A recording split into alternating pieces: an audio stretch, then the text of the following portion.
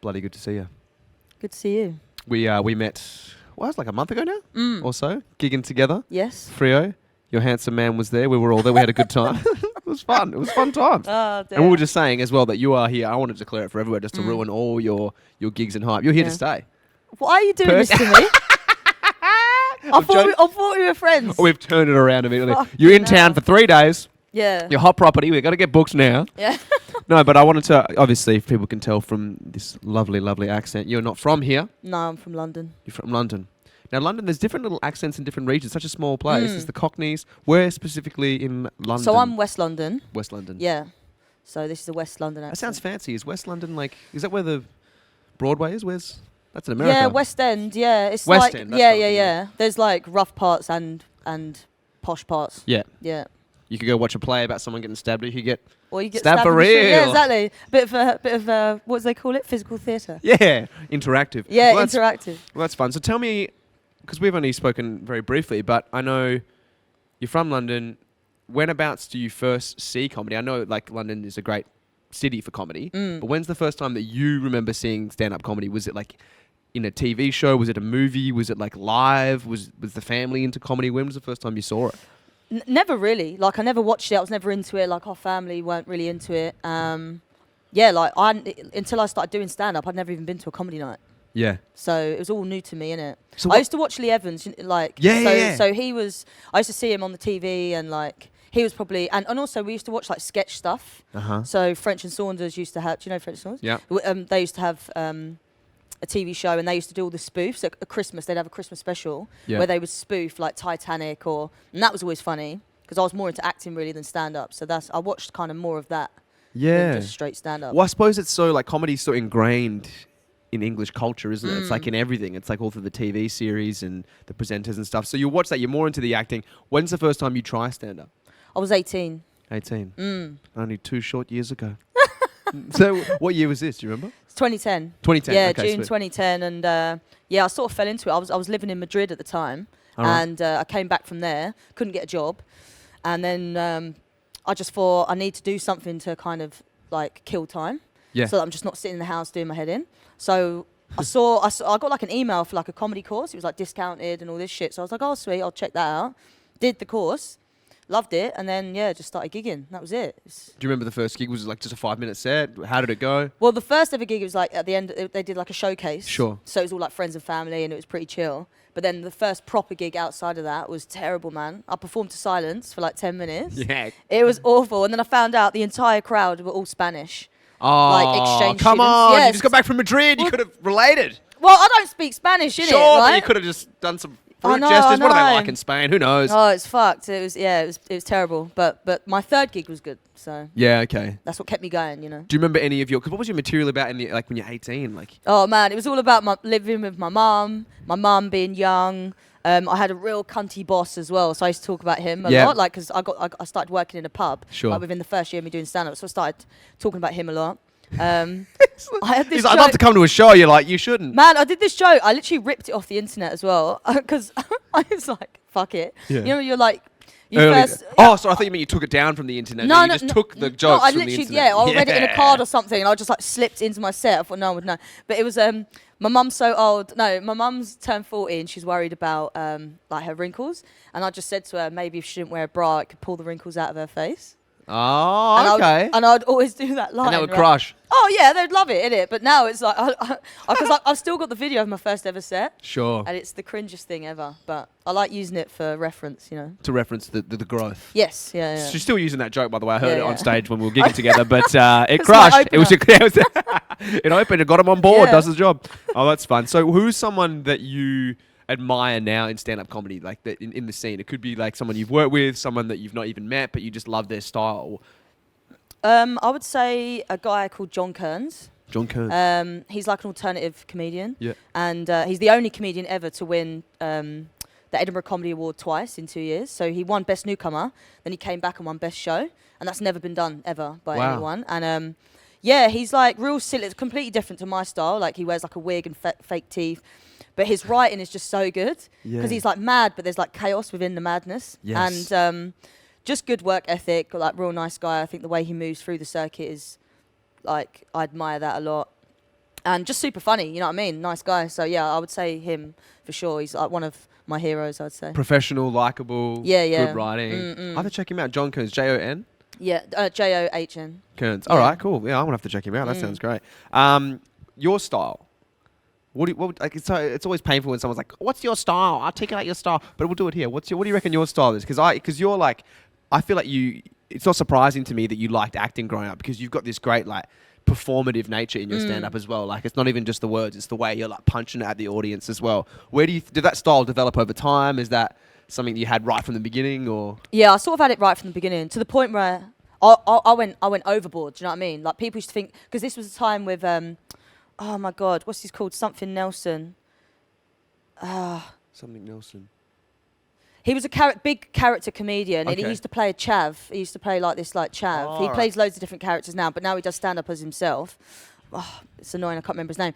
So, and then also of the time of like, there was a few females like Catherine, something. Oh, I'm terrible with names, man. We'll pop them up here. Don't worry. Yeah, It'll yeah, just be like, yeah. So there was like 2 or 3 like big character comedians, but they always used to do like chavs, you know, and everyone used to Yeah. like do a chav impression or like a bogan impression. And so people used to think I was a character because I was so over the top. And Right. I'm like, nah, I'm not a character actor. They'd be like, oh, I love your character. So I had to pull it back a little bit. So Sure. I would say now I'm more authentic, but I'm still brash in your face, Sure. opinionated.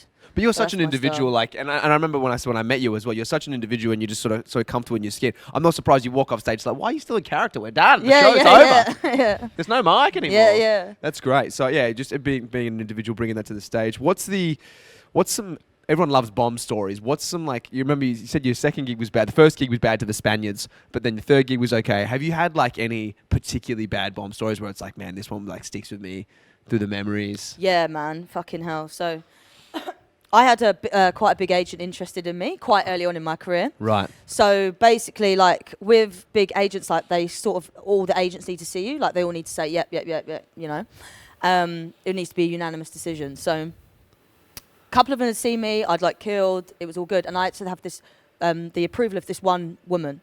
So I put this gig, and at the time, it was Paul Chowdhury, Ramesh Ranganathan, Nathan Caton and someone else. It was like this huge gig in this massive theatre, and I was only like 2-3 years in. Huge gig for me, right? All black and Indian in the crowds. Yep. I'm the Your only, people. I'm the only girl, Yeah. and I'm white, yeah. And I was like ready. I was like super nervous. I was standing in the wings, and I was like, right, okay, cool.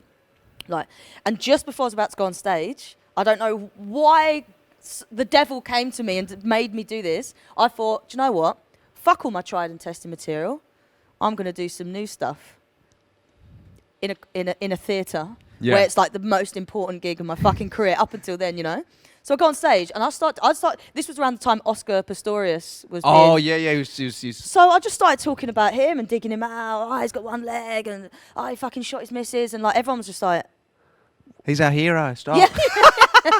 Yeah, right. So it was just. Oh, it was so bad. And you couldn't get him back. How long was the set? It was only 10 minutes. So, 'cause yeah, so, it was, like- oh, it's fucked, and I was so inexperienced at the time, Sure. and it was just silence. Like when I was like, "My name's Sarah Callaghan. Thank you so much. Good night." Didn't even get a clap. Wow. Not even from the woman, not even the manager. Like She wouldn't Oh, clap. mate, that was it. Like I never got signed by them, obviously. Yeah. Oh, it was the one. awful. It was so bad, and yeah. Right. So I learnt from that. How many people were in this? Do you remember how many people how many seated in this theatre? How Oh, many it was tickets? hundreds. It was like a tiered, like 3 tiers. Huge. Can you gig. hear me at the back? Like, you know. this was when Paul Chowdhury was at the height of his fame. Ramesh Ranganathan was sort of coming up, and you know, Ramesh is probably one of the biggest comics in the UK at the minute, and Right. and Nathan was huge. He was on TV, like it's like big names. Yeah. Yeah, I fucked it bad. That's a good one. Yeah. That's one you just comes in the shower and you got to shout it out of the head. That's a fun one. Any like comedy advice as well? It's always like it's so many different ways to do this thing. You know, it's so many different styles. People have different paths to getting to where they need to be. Is there any advice you had early on that like really helped you grow in like your individual style as a comic as well? Is there any advice that someone shared with you? You were like, yeah, I wish I'd known that earlier. I think someone said to me once, like be a yes man. Mm-hmm. At the beginning of your career, just say yes to everything, do everything, because then you can meet everyone, and you're always on stage, and you're like an easy, like if the promoter messages you like last minute, can you do this gig, just always say yes, so people know you're a safe option. Obviously, the more your career goes on, you can like hand-pick gigs and shit. But that was good for me because I was just so active from the moment I started. Like gigging all over the place as well, like all over the country and that obviously builds up a lot of versatility. Yeah. So that was great advice, man. Just be a gig pig. Yeah. Just get out there. Yeah, I think that's, and especially, do you find though, like you find where your strengths are and then where you need to work on as well by doing that? Yeah, definitely. And the stage don't scare you then, innit? Like, Sure. I still get like nervous, but it's like excited nerves. Yes. But it's like if you're on stage pretty much every night of the week, it's just like it's nothing. It's not like you're building it up. Like if you've got a day job and you're like, oh my, I've got a gig in 2 weeks. You're thinking about it, you know. Yeah. And it starts to get in your head, you know. So yeah, it definitely helped me a lot, man. What do you think, like with your writing, when you're building material, is there a process for that? Do you have like discipline with it? Do you sit down and write? Do you just voice note on your phone? What's your process like for coming up with material? Oh, I'm terrible, man. I'm shit. But usually I'll write stuff in my notes. Yep. Just like words or sentences, or if I've overheard a conversation, and then at the end of the month I'll get the notes up and try and actually form jokes and bits out of it, you know what I mean? But I get like mad writer's block, so I'll go for months and months without writing nothing. Like just nothing's there. And then I'll have like 2 weeks of just being like, like every day. Is there anything that, when you have that writer's block, because that's interesting, is there anything that gets you out of it that you find, or you just come out of it naturally? Like doing other shit. Yeah. Painting. Different activities, like right? writing other stuff. Yeah, going to other gigs, watching, doing stuff that's not comedy. Yes. Like being with mates or traveling or like going to the theatre, watching a musical, just something random. And yeah, that always brings me back round to it. Like I drum as well. I'm a drummer. Yeah. So the more I drum, the better my jokes get. Yeah. Like, because it's just the same as well. If you're trying to learn a drum piece, and you're trying to, there's like a certain thing you're trying to do, and you're not getting it. Fucking hell, you go away, you come back an hour later, and you've got it. And and it flows. Yeah. That's weird how the brain works like that. It's like it's tripping over itself. Yeah. And I think with comedy, like you forget that too. It's like your job is to kind of take some life experience through your eyes and then like communicate it back out in a funny way. But then you don't go out and get any experience. I can't come up with anything. It's like you haven't done anything. Yeah, exactly. Nothing fresh coming in. Yeah. Go play In the Air Tonight by Phil Collins and get back out there. Now, I know as well, we follow each other on the socials. We're pretty close, you and I. You love the poetry. Yes. You're a wordswoman. Yeah. Wordsmith is a wordsmith. Wordsmith, is that gender neutral, the wordsmith? I don't know.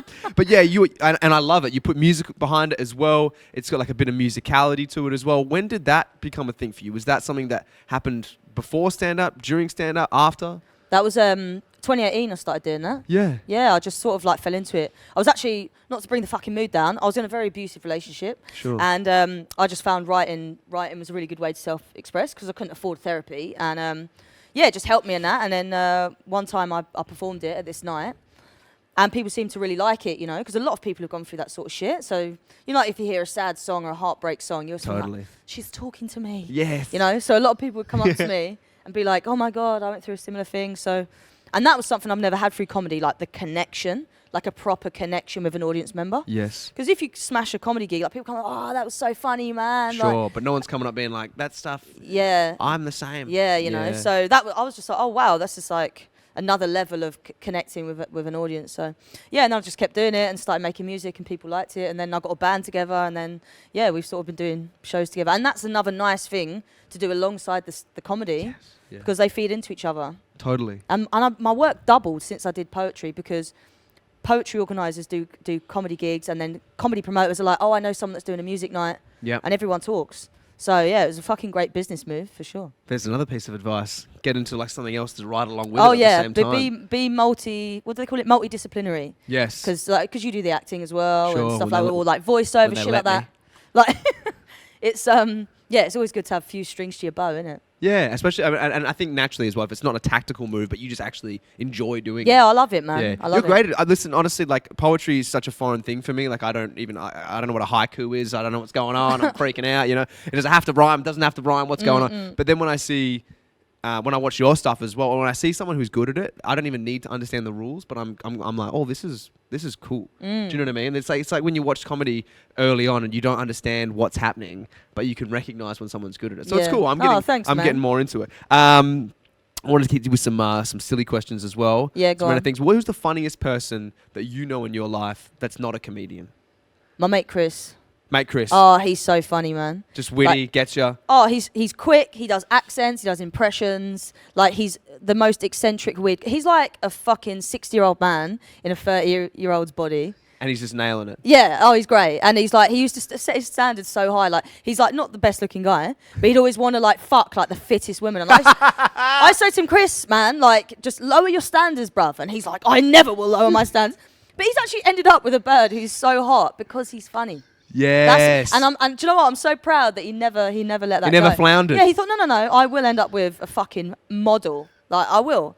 Just laughed the pants right off her. Yeah, yeah. God bless him. I know. I feel like I love Chris so much. He's the best. Oh man, that's inspiring to hear. We're gonna put some motivational music behind that for all Yes. these, for the Uggo dudes out there that are like, I know, I'm gonna get her. I'm gonna get her. What is the meanest thing someone said about your comedy that you've ever heard? Like, I mean, obviously, maybe silence is sometimes the most painful thing. But has anyone like commented on anything? Has anyone heckled during a set? You're like, that was pretty good. I don't have like too much heckles, which is nice. But on a video once, someone randomly commented, "She looks like a fat Anna Kendrick," and Who was Anna Kendrick? I didn't know who Anna Kendrick was. Who I is googled that? her. She's just an actress, but she's quite pretty. So I was like, sweet. Sweet.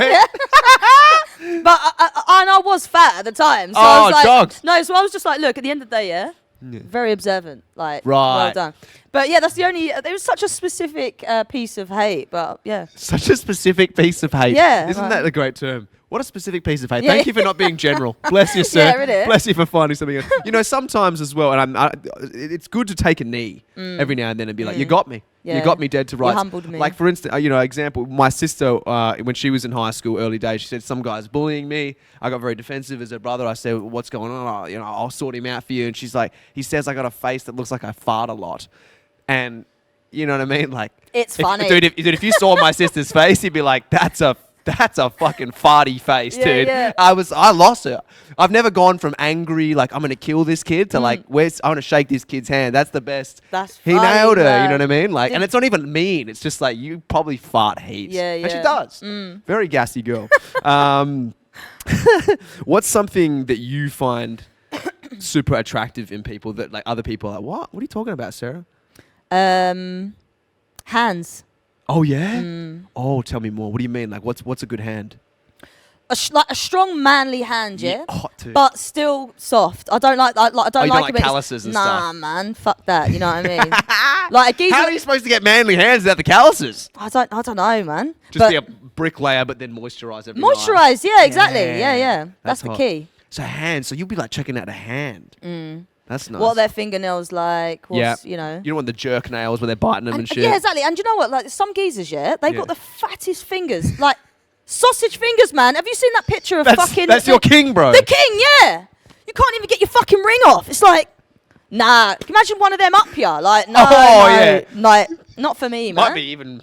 Like, King, I don't think I'm thicker than a King Charles finger. You know what I mean? Like on a scale of King Charles finger, I'm not even Fucking there. hell. Fucking hell, five dick hand Charles they call him. Fucking hell, that's your king. Have some respect. They look sore, mate. Yeah.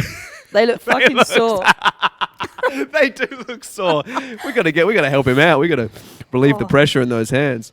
Fuck, can't stop thinking about King Charles's hands now. This is super fucking. Wonder what his weird. dick looks like. Probably really bad. Yeah. Probably. I picture it with like heaps of skin. It's so funny. You know, people do that thing like, would you rather have hand for a dick or dick for hands? It's like he's actually got a finger, a normal sized finger for his dick.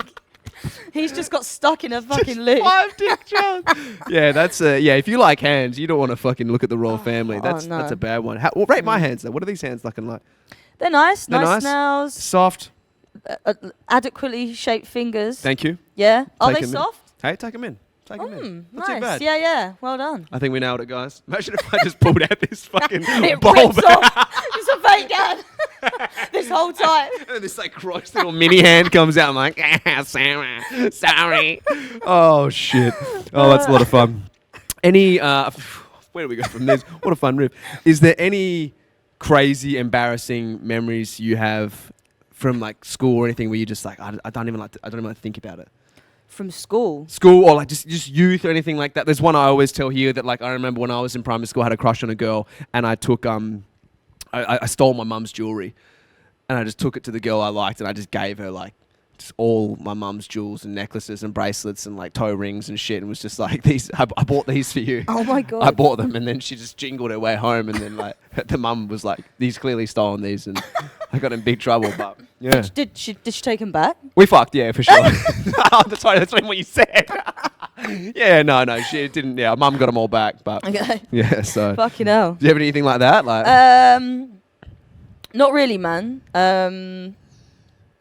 But I do have an actually, right? So it is a bit quite cringe. So when we're like teenagers and that, and obviously it's like you start swearing and learning about sex and whatever. Yeah, everyone used to like pass notes around or write stuff like blah blah blah got fingered by this person and blah blah blah, like Miss likes to lick out blah blah blah and all this shit, like real dirty notes and stuff. We just loved. And anyway, this note got chucked around, and my teacher caught it. And then she seen me throw it, so it's like from me. But there's obviously all different handwriting on it. sure. And she makes me stay behind after. And because it's all about like sexual stuff like fannies and tits and everything, and we're like, Miss is a lesbian, Miss wants to fuck, blah, blah, blah. And everyone always thinks I'm a lesbian, yeah? Sure. So she's going to me, is there something you want Oh to no! tell me? What? And I'm like, no. And she's like, it's okay If you think I'm a fucking hottie. If you're gay, yeah. What's your number? So I'm like, but it was so embarrassing. And she went on and on. I was like, I'd rather you just tell me off, to be fair. She was desperate. She's like, "You sure?" Yeah. Like, I really need this. I need this. tell me I got nice hands at least, you bitch. Oh, she was butters as well. She was so ugly, man. I was like, look, if I was a lesbian, I would not fuck you, innit? Yeah? I'm doing well in English. I want to fuck my maths teacher because I'm failing. I need to suck his dick. Fuck. Oh my God, you got to fuck the one you're doing badly Yeah. in school. Oh, yeah. Let that be advice to the kids out there. If all else fails, suck a dick or lick a pussy, whatever you want to do. Whatever you got to do to get to the top. Yeah, man. Oh man, that's good acting advice as well. That's a fun one. Listen, if you could go back and chat to young Sarah Callaghan, if you could just have a little yarn at 16, let's say 16. Anything that you would say just to make the journey ahead a little bit quicker? I know we don't regret anything, but is there anything you would say just to make things more efficient? Anything better? Save you some heartache? Who knows? People are cunts. Mm-hmm. Don't be sold the dream. Just do what you want and keep walking forward, innit? Because I think I'm on a good track now, but when I was younger, I would get influenced by people saying, oh, you should do this, or why don't you do that? And then looking back, I wasted time by doing shit that my heart wasn't in it, or I didn't enjoy it, or it made me feel shit, or gave me a bad experience. So, yeah, that's what I'd say. Just keep focused and just... Doesn't matter what they're saying, just keep moving forward, you know? I fucking love that. Don't would you say it again? Don't be sold the dream. Yeah. Don't be sold the dream. Yeah, listen to what you want to do. That's awesome. Thank you. Let's shake our nice hands together. Yes. Great to see Nice you. one, thanks, Sarah man. Callaghan, everybody.